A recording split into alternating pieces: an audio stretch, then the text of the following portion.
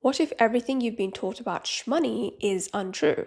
What if all the shmoney you want is actually much closer than you think, but you keep overlooking the one thing that could hugely change your financial life? Most people think they're going to improve their finances once they read another book, take another course, learn to budget, apply more discipline, do some more mindset work, read another book that has 10 steps to becoming wealthy.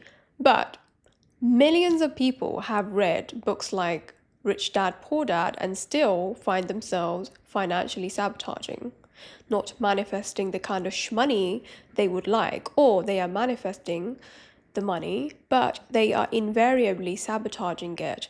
They invariably get rid of it, somehow get rid of it, and then come back to the baseline. Because money isn't just what you know, it's what your mind and your body believes is safe for you to have. You've probably spent years trying to change your finances, but you never actually looked at your relationship with money. How do you relate to money? It's not about how to make more money, it's about how you relate to more money. This is where your nervous system comes in. This is where you need to learn, how safe does my nervous system feel around money, around abundance, around success, around ambition, around rich people. Money isn't just logical, it's emotional, it's neurological, it's physiological. Your bank account isn't just reflecting your financial habits, it's reflecting your emotional conditioning. Your nervous system has a financial comfort zone. Your subconscious also has a financial comfort zone. And anytime you attempt to exceed that, you will find that you somehow sabotage the shmoney. You spend it, you blow it, you squander it some way, somehow, and then you come back to your baseline, right? That's because you have a limited capacity for more shmoney. People who have unresolved trauma around money, they have a very limited capacity for money. So when you have a limited capacity for more shmoney and you exceed it, your subconscious and your nervous system will find a way to bring you back to the familiar. Now, familiar isn't always healthy, but your nervous system feels that it is safe. Every nervous system has a familiar range. So whenever you want to change your shmoney, your income, you will hit that ceiling, your income ceiling. It's going to show up as undercharging. So you probably want more shmoney, but your items, if you're an entrepreneur, your items are priced very low. You want more shmoney, but you overspend. You want more shmoney, but you're procrastinating around your goals. You're not getting out of bed. You're distracted. You're full of excuses. You're too tired. You can't get out of bed. Sometimes you'll have opportunities staring at you, but you won't notice them. You'll just overlook them. And staying in jobs that don't fulfill you, but they pay the bills. And your nervous system doesn't care if you're living on the breadline. It only cares about what's familiar, because familiarity equals safety. When your nervous system is hyper-focused around safety, you will find that your life isn't really expanding, you're not really taking a risk, you're not making bold moves, you're not investing, you're anxious, you're scared to invest, you're scared to launch that product, that business, you're scared to raise your prices. All of this restores familiarity. People don't always sabotage success because they fear failure. They sabotage success because success feels unfamiliar. Your nervous system would always choose familiar discomfort over unfamiliar abundance. Dr. Joey says people will always choose a familiar hell over an unfamiliar heaven. This isn't just a matter of mindset. Change your perspective and you're going to make this shmoney, do some more mindset work, do some manifestation, quantum leaping, and you're going to make this shmoney. No, this is deeper. This is literally your nervous system against your conscious desires. Your nervous system is against your conscious desires. And the same goes for your subconscious mind, by the way. When your subconscious mind and your nervous system are not on board with your conscious desires, it's like you're driving with the brakes on. So until you bring your subconscious and your nervous system on board with your conscious desires, you will feel like the shmoney isn't shmoneying. No matter how much outer work I'm doing and all the manifestation techniques I'm practicing, the shmoney isn't shmoneying. Where is my shmoney? Oh no, womp womp. Your nervous system also has memories. It has somatic memories about your past experiences around money, ambition, rich people, taking up space, being more direct. So your childhood memories around money are running your adult bank account. Oh dear. So let's go back to your childhood. What kind of memories do you have around money? Did you witness your parents fight about bills? Were you told that you're greedy if you want more? Were you told that money is the root of all evil? Were you told that good people don't make it about shmoney? Were you told that if you're spiritual, you shouldn't make it about shmoney? Because all of this conditioned your subconscious, and it also left an imprint on your nervous system. So your nervous system has logged information about shmoney. Money equals danger. Money equals tension. We don't like shmoney. Keep shmoney away. Anytime shmoney comes into our life, we get rid of it. Anytime we make a goal to make more money, we make sure we procrastinate.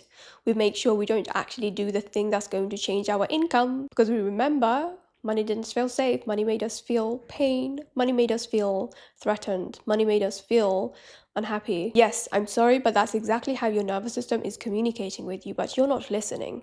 You're not listening. You just think, no, I just need to hustle harder. I just need to hustle harder and manifest harder and script harder. You are working against your nervous system. You are working against your nervous system. When you're manifesting, when you're working hard doing the outer work, you are working against your fucking nervous system. If your parents had a scarcity mindset and said stuff like, you know, people like us don't get to be rich, people like us don't get to fly business class, people like us don't get to have nice things, then as a child, you never questioned that. You never questioned it. You just absorbed it. And now that's frozen in your psyche. Okay? So this is why inner child work is very important when it comes to changing your finances. Yes. You might think, oh no, that's woo-woo, woo-woo, da-da-da-da, woo-woo. There is only a small part of you that wants more shmoney. But there are bigger wounded parts of you that believe that you're not worthy of more money, that you don't deserve more money, that you're not capable, that you can't, that you don't have the right to. Okay? When did this start?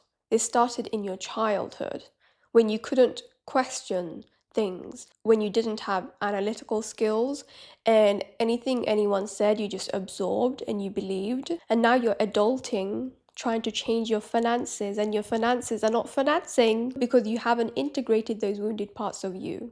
You haven't done any of the inner work. You haven't changed anything internally around shmoney, and you're just doing the outer work. You're only working with the visible, and the invisible is left unchanged. So as a child, you weren't learning about shmoney. You were learning what money feels like. So if it felt threatening, if it felt like pressure, if it felt like pain, your brain has encoded money as painful, dangerous. Your nervous system has done the same. This is what's causing the contradictory behavior. So you want more money, but you keep blowing money. You want more money, but you avoid looking at your bank statements, your credit card statements, your bank account. You want more money, but you're hoarding money. You keep hoarding, you're penny pinching. You're not letting money circulate. You're not letting money work for you. You're not investing. You're not using your money to invest in stuff that could really expand your life. What are penny pinchers doing? They are using money as a surrogate measure for safety. Penny pinchers don't feel safe. The only time they feel safe, or they think they feel safe, is when they have all this money hoarded away, but they don't ever feel any safer. It's the same with people who avoid money, people who overspend. Their nervous system is seriously dysregulated around money, and they have no idea, and they keep thinking, oh, I just lack discipline. I just need to budget harder. Oh, I just need to be financially responsible. No, you fucking don't. You need to actually understand what your nervous system is feeling around money. Once you understand that, and once you reveal the subconscious beliefs you have around money that are keeping your nervous system dysregulated, these beliefs that you hold in your subconscious, they get activated every time you're dealing with money. Every time you try to improve your finances, those beliefs in your head, they get activated and they dysregulate your nervous system. All these shitty doo-doo beliefs you have in your subconscious around shmoney, they weren't chosen, they were rehearsed. This is why money becomes very loaded, emotionally loaded. Money is very emotional for most people who have trauma around money. Most people think money is logical, money is numbers. No, it's not. Look at the way you're dealing with money. Are you applying logic? Because if you were applying logic to money, if money were logical, then you'd be financially secure. But you're not. So money is emotional. It's highly emotional. When you blow money, when you buy dumb shit that you don't need, you are trying to escape a feeling. You're trying to escape an uncomfortable feeling, and you're using money as like medicine. So money becomes a regulator. You're regulating your emotions with money. John Bradshaw is a developmental psychologist, said that the reason why so many people sabotage their finances is because they don't know how to think about their feelings and feel about their thinking. Many of us weren't taught how to think about our feelings. Sometimes you need to shut the fuck up, sit down and think about your feelings, not fix your feelings. Everyone's trying to fix their fucking feelings. No, you need to feel your feelings so that money doesn't always become the thing that you use to escape your shitty feelings. Look at all the purchases you make. Are they financial decisions? They are emotional regulation strategies. When you are constantly dysregulated around money, you are in that fight-flight state. Your nervous system has two gears. The sympathetic state, which is meant to be activated when you are ready to fight, when there's immediate danger. And then there's the parasympathetic state, which is the state you're meant to be in. We're meant to be in that one. Rest and relaxation. The parasympathetic state is the rest and relaxation. We are meant to be in that one. But most people are stuck in sympathetic, because the thing about survival mode is that once it's installed, it keeps fucking running. Even though you are safe, secure, and held, your body doesn't know that.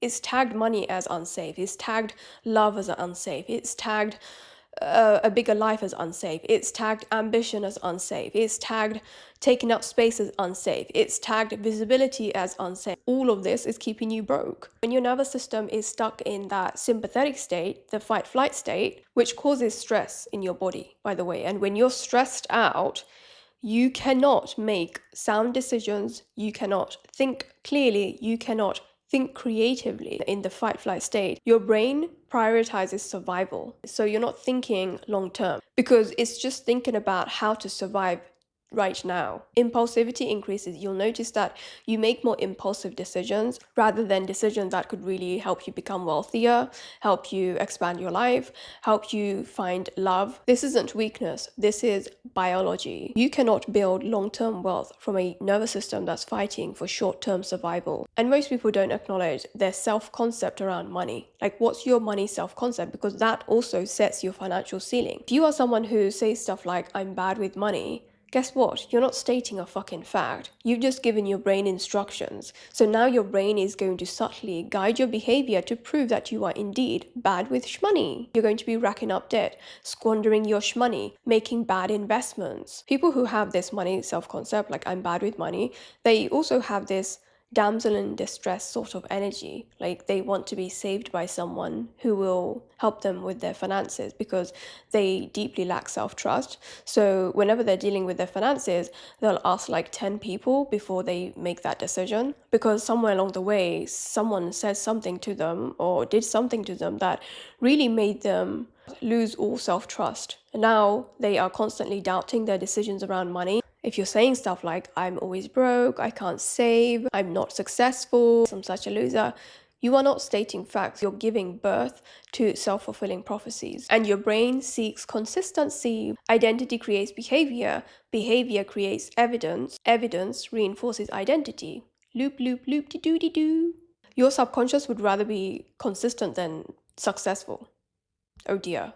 People don't really behave according to their goals. They behave according to who they believe they are. This is why I can't stand these bullshit one-size-fits-all affirmations, and I don't believe everyone struggles with money for the same fucking reasons. Everyone has a unique nervous system. Everyone has different psychological patterns that they have developed around shmoney to cope, to regulate, and this is all subconscious. They don't know. Their body has more power over their decisions than their mind does. There are different identities, different nervous system adaptations and patterns, different coping mechanisms, different money wounds, money blocks. Some people feel so much shame around money. Some people believe that hard work equals success, hard work equals income, so they are stuck in that hyper hustling, stuck in that overactivation of the sympathetic state, survival mode. They're creating from fear, not inspiration, not love, not trust. Some people are penny pinching so much with their ass clenched because they're so scared that if they release money, it's never going to return, and they are only safe when they have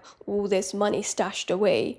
The money is collecting dust and they don't feel any fucking safer. This was my main issue. People keep spending money because they have a chronic fear that money always disappears. Oh no, money always disappears. I need to get rid of this before it disappears on me. So they keep blowing money, and they have no idea that this is actually an abandonment issue.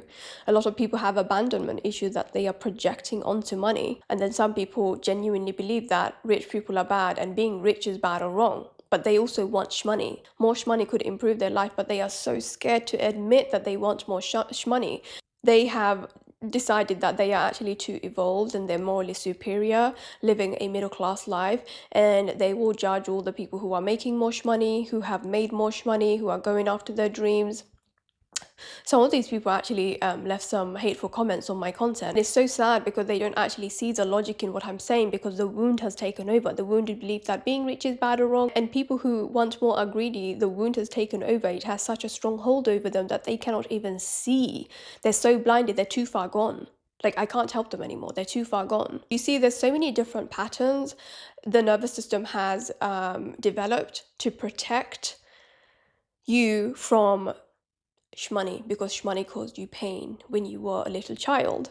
And there's all these different complex psychological patterns people have also developed around shmoney. And I know all these money patterns. I know everyone's money patterns like I know the back of my hands. I've studied this so deeply because it really fucking intrigues me, and I was so desperately trying to overcome this myself because I had the penny pinching issue. I had this fucking hoarding issue, and the problem with the penny pinchers is that they will keep penny pinching, and they're usually financially secure, by the way, because all their life they've been penny pinching, but they act broke. They keep acting broke. I used to do that. I used to keep acting broke. I used to have all this money collecting dust in my bank account, but I would keep acting broke. That's genuinely how I used to feel. I genuinely used to feel like I'm not safe. All penny pinchers have a goalpost that's always moving when it comes to shmoney, and whenever they reach the goalpost, whenever they actually reach the goal, they never feel like they can celebrate it. It's always moving. It's like, no, I'll feel safer when I hit 50k, I'll feel safer when I hit 100k, but they never feel safer because it was never about the fucking money. It's about your nervous system feeling unsafe. You need to create safety in your body, and then you can focus on the shmoney. But if you're going about it the other way, change from outside in rather than inside out, you will never feel safe enough. No matter how much money you stash away, you won't feel safe enough. Again, this is your nervous system communicating with you that we don't feel safe with money. We don't feel safe around money. We don't feel safe. We don't feel fucking safe. Hello, bitch, we don't feel safe. And what are people doing? They're throwing money on top of their wounds. They're manifesting so hard. You manifest, script harder. Quantum fucking leap in 30 days. And mindset, more mindset work, more mindset work, more mindset work, more mindset work. When your nervous system is so dysregulated around money, go and do more mindset work and you can report back, okay? Because my work is starting to attract people who have a very good mindset, and they are still sabotaging the finances. How do you explain that? Your mind is in opposition to your body. Your mind is in opposition to your body. Remember, your desires for more money is coming from 5% of your conscious mind, and 95% of your mind is your subconscious. So it's more powerful than your conscious mind. The good news is that all of these patterns were learned. Your brain learned them. Your nervous system learned them to protect you, to keep you safe. Anything learned can be unlearned through neuroplasticity, nervous system rewiring, nervous system regulation, identity change, repetition, inner child healing around shmoney, teaching your nervous system safety around shmoney. This is everything I teach in my 4-week coaching program, which is my signature program. It's linked below. You don't actually need to become someone else and radically reinvent who you are to change your finances. You need to teach your nervous system that money is no longer dangerous, money is no longer unsafe, ambition isn't unsafe, a bigger life isn't unsafe, visibility isn't unsafe, taking up space isn't unsafe, getting on camera isn't unsafe, raising your prices isn't unsafe, asking for a promotion isn't unsafe, negotiating your salary isn't unsafe. Now, I want to share a few questions that really helped me when I was healing and creating safety around money, rewiring my scarcity mindset, and creating safety in my nervous system. Remember that all the beliefs you have around money are subjective opinions and they are not objective facts. We need to make that distinction. So, is there any rational reason for such a belief? Could it be that I am mistaken in this belief? Would I come to the same conclusion about some other person in a similar situation? Why should I continue to act and feel as if this were true if there is no good reason to believe it? Don't just pass these questions by casually. Think hard on them, wrestle with them, get emotional about them. Can you see that you have cheated yourself and sold yourself short, not because of some fact, but because of some stupid old belief? When you wrestle with these questions, you may find that there's some anger that bubbles up, some anger and some indignation. If so, let those feelings arouse, let them bubble up, because sometimes anger and indignation can become liberators. They can liberate you from a false belief that you've been clinging onto for so long and behaving and living life like they are fucking true. And if you want to know what your money self-concept is, my free money wound quiz linked below will show you that. It will reveal what your subconscious money blocks are, what your subconscious beliefs around money are that are keeping your nervous system dysregulated around shmoney and making you sabotage all your shmoney goals. And that's all for this video. Thank you so much for watching, sending you love, and I will see you in HFE.